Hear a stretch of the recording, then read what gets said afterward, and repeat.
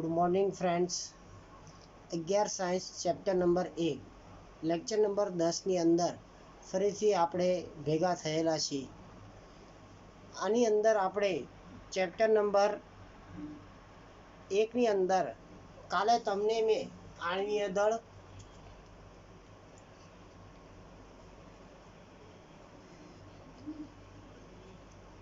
દળ, બીજો ટોપિક આપણે મોલ, આટલી વસ્તુ મેં તમને કાલે શીખડાવી હતી. હવે એક મોલ બરાબર કેટલા થાય? તો એક મોલની અંદર હંમેશા 6.022 ગુણ્યા 1023 પરમાણુ આવેલા હોય છે. એક મોલની અંદર 6.022 ગુણ્યા 1023 જેટલા પરમાણુઓ આવેલા હોય છે. તો ગઈ વખતનું હોમવર્ક તમે ક્લિયર કરી નાખ્યું હશે. હોમવર્કની અંદર મેં તમને આ પ્રશ્નો આપેલા હતા.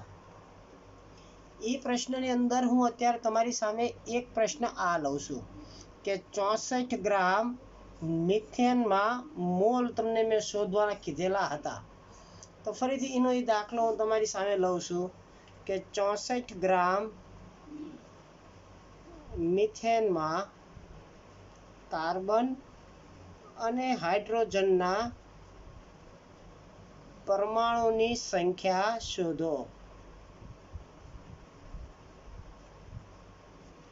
હવે આવો પ્રશ્ન તમારી સામે થઈ ગયો છે. તો આ પ્રશ્નની અંદર તમારે જે કરતા હતા એ જ વસ્તુ. સૌથી પહેલા તમારે CH4 નો તમારે શું શોધ નાખવાનો છે? તો કે આણ્વીય દળ. હવે તમને આવડી ગયો છે C+4 હાઇડ્રોજન. કાર્બનનો કેટલો થશે? 12. હાઇડ્રોજનનો થશે 1. તો 12 ને 4 16 ગ્રામ પ્રતિ મોલ. આ તમે મિથેનનો આણ્વીય દળ શોધી નાખ્યો. હવે આપણે CH4 ના મોલ શોધવાના. આ બધી વસ્તુ તમે અગાઉના લેક્ચરમાં શીખી જ ગયા છો. તો એનું સૂત્ર શું થશે? તો કે વજનના છેદમાં આણ્વીય દળ. તો CH4 ના મોલ બરાબર વજનના છેદમાં આણ્વીય દળ. તો વજન તમને રકમમાં આપ્યો છે. કેટલા ગ્રામ આપ્યો છે તમને? તો કે 64 ગ્રામ આપ્યો છે. આણ્વીય દળ તમને કેટલો મળ્યો? 64. તમે કેલ્ક્યુલેટર વગર પણ આ સામાન્ય ગણતરી છે એટલે તમે કરી શકો છો, પરંતુ આપણે અત્યારે હાલમાં કેલ્ક્યુલેટરનો જ ઉપયોગ કરીશું. તો કેલ્ક્યુલેટરની અંદર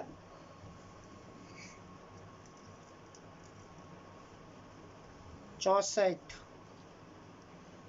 ભાગ્યા 16 એટલે તમારો જવાબ કેટલો આવ્યો? તો કે 4 આવ્યો છે. તો હવે આપણે 4 જવાબને ઓકે કહી દઈશું. તો અહીંયા મોલ કેટલા મળ્યા આપણને? 4 મોલ મળ્યા. હવે આપણો પ્રશ્ન એવો હતો કે કાર્બન અને હાઇડ્રોજનના પરમાણુની સંખ્યા શોધવાની છે. તો અહીંયા લખવાનું કાર્બનના પરમાણુ બરાબર કાર્બનના પરમાણુની સંખ્યા. તો કાર્બનના પરમાણુની સંખ્યા શોધવી હોય તો મેં તમને અગાઉ શીખવાડ્યું કે 1 મોલ બરાબર કેટલા થાય? તો અહીંયા લખવાનું 1 મોલ બરાબર 6.022 ગુણ્યા 1023 કાર્બન પરમાણુ. આપણો સંબંધ છે બરાબર. આ ફિક્સ છે મૂલ્ય. આ મૂલ્યમાં કોઈ દિવસ ફેરફાર આવતો નથી. તો 1 મોલ બરાબર જો 6.022 ગુણ્યા 1023 છે, પણ મારી પાસે તો કેટલા મોલ છે? તો કે 4 મોલ છે. તો મોલની નીચે જ તે મોલ લખવાના. 4 મોલ બરાબર કેટલા? હવે આપણે પ્રશ્નાર્થ ચિહ્ન હોય એની સામેની સંખ્યા પકડવાની અને ત્યાંથી તમારે ચોકડી ગુણાકાર થાય. તો આ પ્રશ્નાર્થ ચિહ્ન અને એની સામે 4. તો આવી રીતે ચોકડી ગુણાકાર થશે. અને પ્રશ્નાર્થ ચિહ્નની સામે જે હોય એ વસ્તુ ભાગાકારમાં જાય. તો આખાનું આમ થશે 4 ગુણ્યા 6.022 ગુણ્યા 1023 છેદમાં 1. કેલ્ક્યુલેટરની મદદથી તમે આનો ગુણાકાર કરી શકો છો. તો કે 6.022 ગુણ્યા 4, તો તમારો જવાબ આવે છે 24.088 ગુણ્યા 10⁻23. અને પ્રમાણિત મૂલ્યમાં ફેરવવું હોય તો પોઈન્ટ તારે અહીંયા છે. હવે પોઈન્ટ તમારે અહીંયા લાવવો પડશે. તો 2.4088 ગુણ્યા, હવે આ બાજુ જાય એમ ઘાતમાં શું થાય, તો તમે તરત કહેશો કે સાહેબ વધારો થાય. 10⁻24 કાર્બન પરમાણુ. આખા સૂત્રની અંદર કાર્બન હતા કેટલા, તો કે એક જ કાર્બન હતો. એટલા માટે આપણે અહીંયા એક કાર્બનની લખી પરમાણુની સંખ્યા. હવે આવી જ રીતના તમારે કોના શોધવાના છે, તો કે હાઇડ્રોજનના શોધવાના છે. ફરીથી એક વખત 1 મોલ બરાબર 6.022 ગુણ્યા 10⁻23. એ તો આપણે થઈ ગયું. રકમ આપી દીધી. આણીય દળ શોધ નાખ્યા, મોલ શોધ નાખ્યા. કાર્બનના પરમાણુની સંખ્યા 1 મોલ બરાબર 6.022 ગુણ્યા 10⁻23 કાર્બન પરમાણુ થાય. તો મારી પાસે કેટલા મોલ છે, તો કે 4 મોલ છે. 4 મોલે કેટલા. હવે આવી રીતના હું હાઇડ્રોજનની તમારી સામે ગણતરી મૂકું છું. તો ફરીથી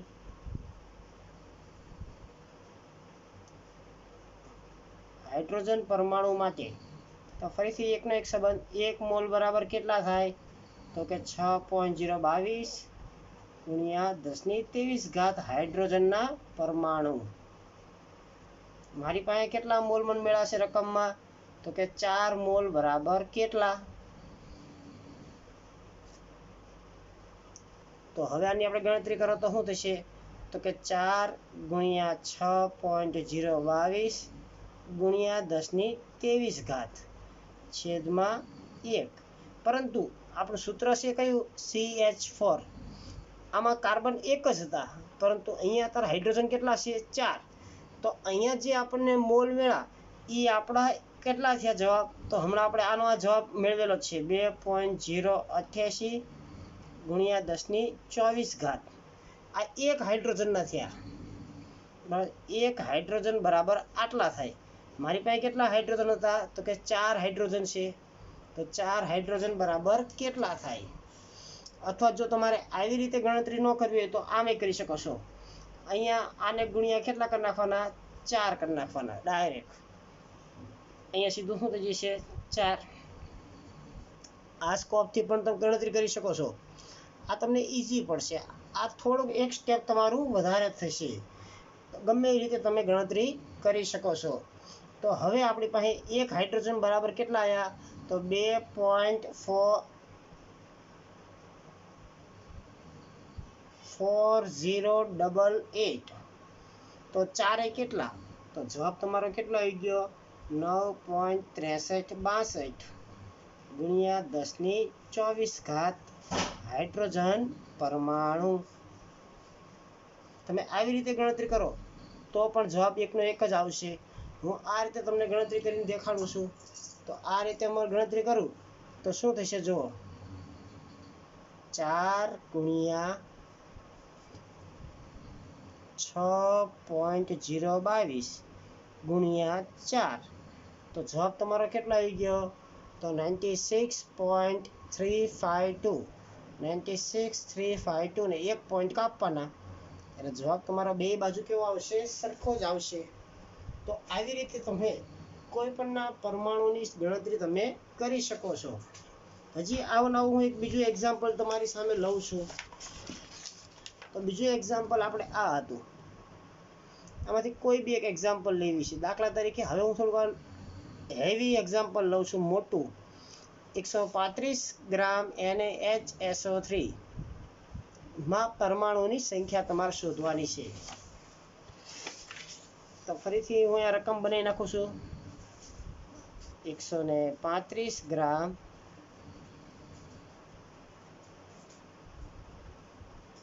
કયા કયા તત્વો છે, તો કે Na છે, હાઇડ્રોજન છે, કાર્બન છે અને ઓક્સિજનના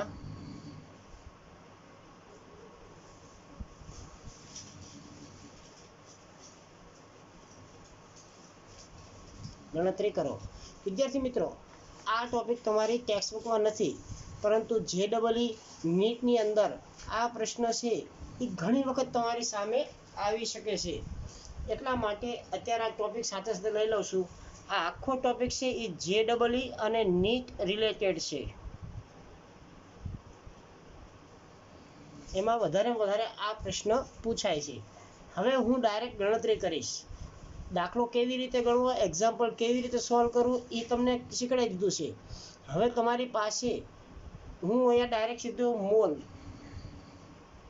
તો મોલ બરાબર સૂત્ર શું થઈ જશે? વજનના છેદમાં આણ્વીય દળ. વજન કેટલો આપ્યો છે? 135 છેદમાં આનો આણ્વીય દળ છે એ તમે ઓલરેડી શોધેલો છે, છતાં હું એકવાર કન્ફર્મ કરી લઉં છું.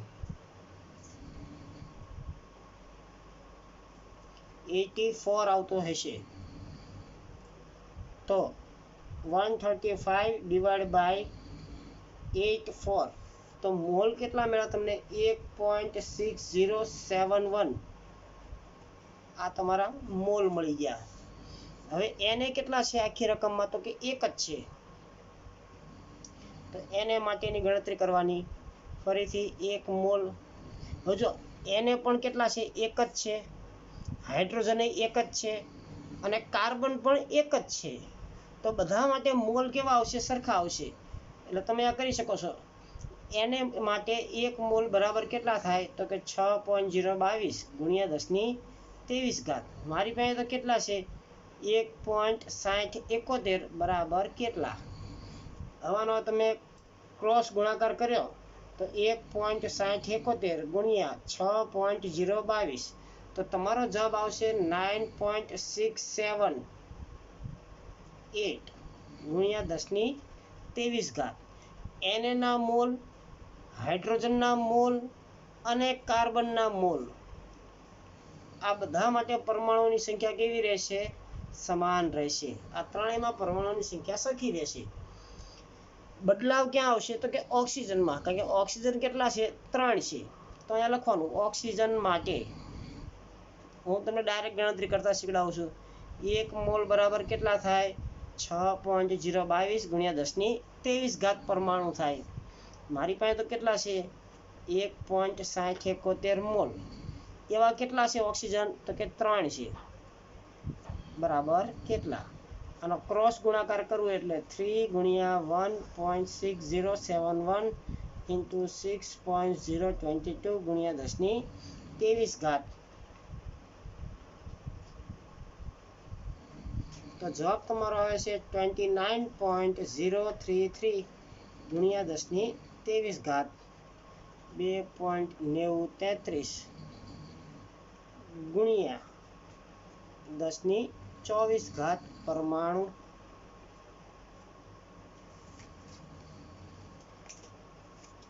તો આવી રીતે તમારે પરમાણુની ગણતરી કરતા તમારે શીખવાનું છે.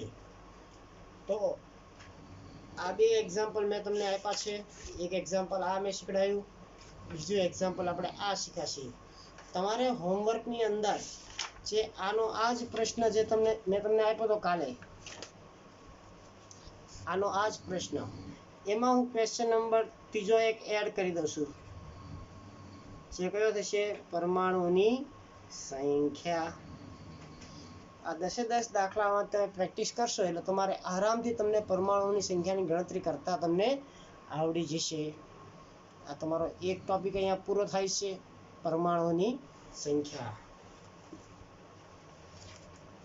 જરૂર પડે ત્યાં તમે વિડીયોને પોઝ કરી અને તમે નોટ ડાઉન કરી શકો છો.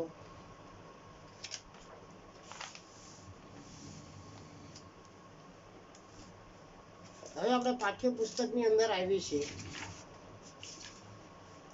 તો હવે પછીનો જે તમારો મુદ્દો છે એ મુદ્દો છે ટકાવારી. ટકાવારી કેવી રીતે શોધશું? તો હમણાં જ તમે બધાએ 10મા ધોરણની પરીક્ષા આપી.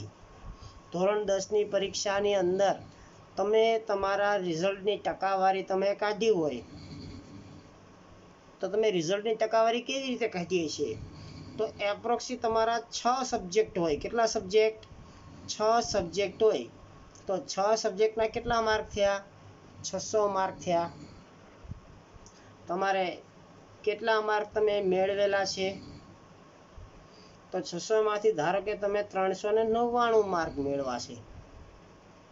તો હવે તમારે તમારા રિઝલ્ટની જો ટકાવારી કાઢવી હોય તો તમે શું કરશો? તો કે મેળવેલ ગુણ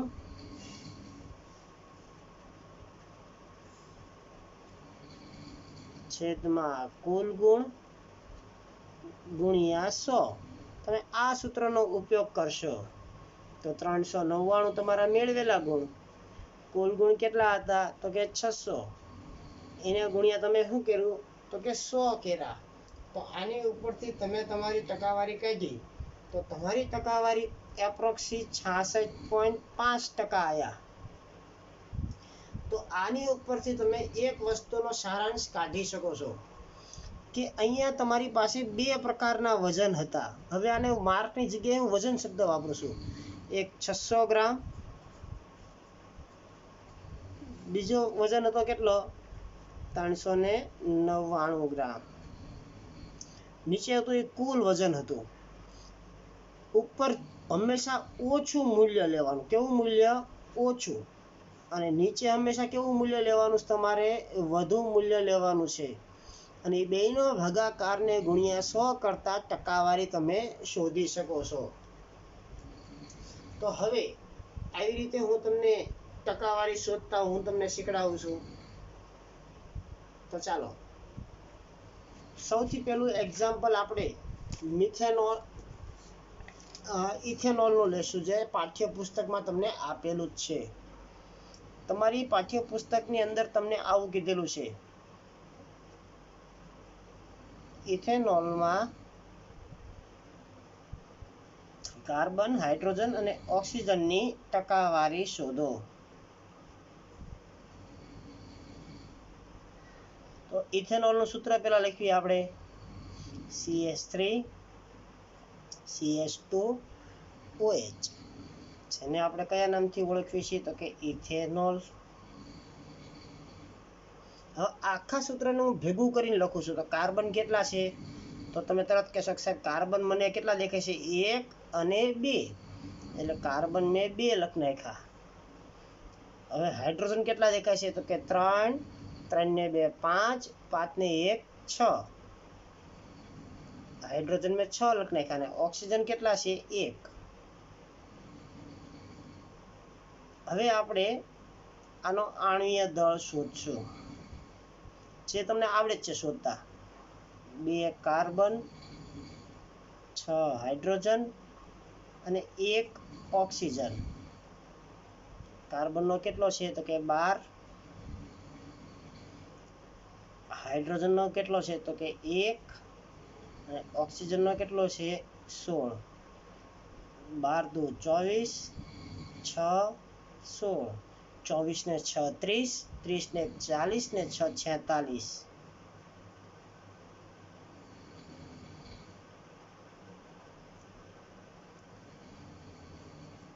હવે મારે કાર્બનની ટકાવારી શોધવી છે.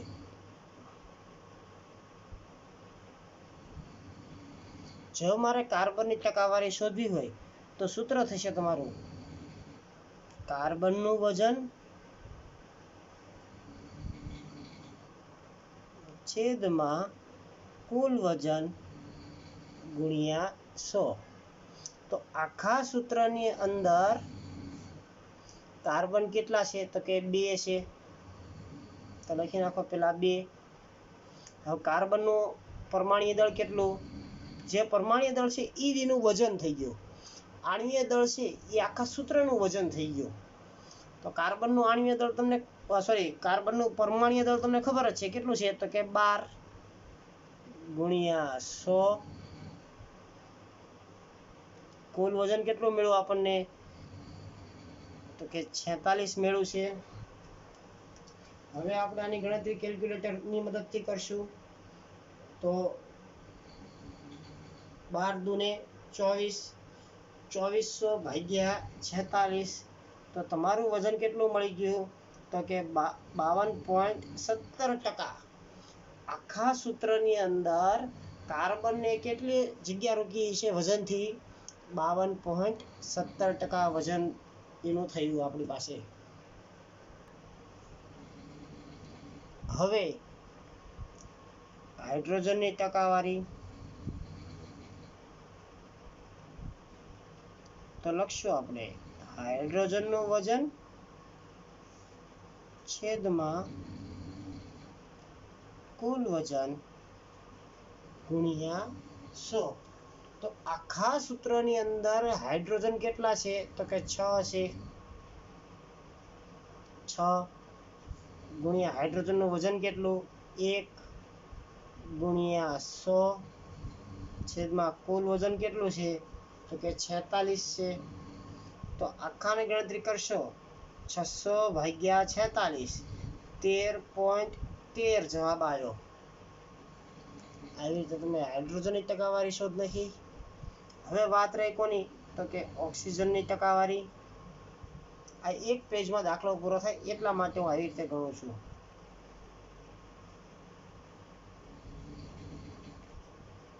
તો કે ઓક્સિજનનું વજન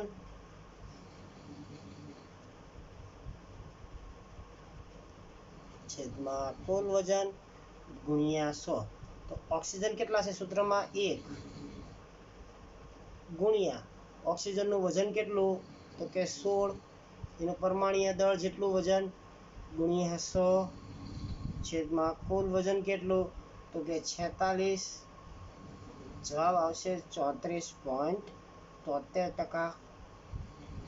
હવે તમે આ બધાનો સરવાળો કરશો 52.17 13.13 અને આટલાનો જવાબ તો 52.17 વત્તા 13.13 વત્તા 34.73. તો તમારો જવાબ છે એ 100% થઈ ગયો હશે. એપ્રોક્સી 99.99 આવે તો પણ એ 100% જ ગણવામાં આવે છે. આવી રીતે તમે દરેક તત્વોની ટકાવારી તમે શોધી શકો છો. તો ઇથેનોલમાં કાર્બનનું વજનથી કેટલી જગ્યા રોકી છે? 52.17%. હાઇડ્રોજને 13% જેટલી જગ્યા રોકી છે અને ઓક્સિજને 34.73% જેટલી જગ્યા રાખેલી હશે. તો આની ઉપરથી આપણે ટકાવારીનું સૂત્ર કાઢી શક્યા. તો ટકાવારી બરાબર ઘટકનું વજન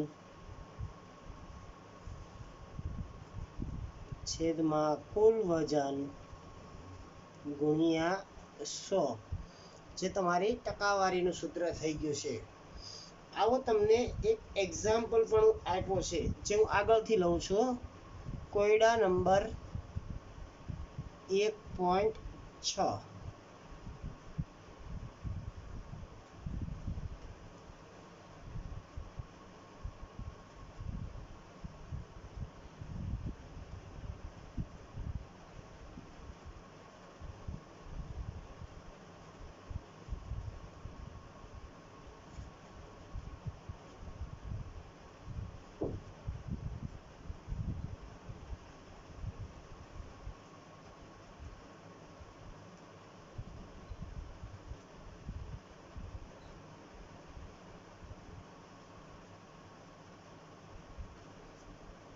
પદાર્થ એના કેટલા ગ્રામ આપ્યા છે તમને? 2 ગ્રામ. અને એને આપણે શેમાં નાખ્યું? 18 ગ્રામ પાણીમાં નાખ્યું છે. તો મારી પાસે એક ગ્લાસ મેં લઈ લીધો. આ ગ્લાસની અંદર એ નામનો પદાર્થ છે એ કેટલા ગ્રામ છે? તો કે 2 ગ્રામ છે.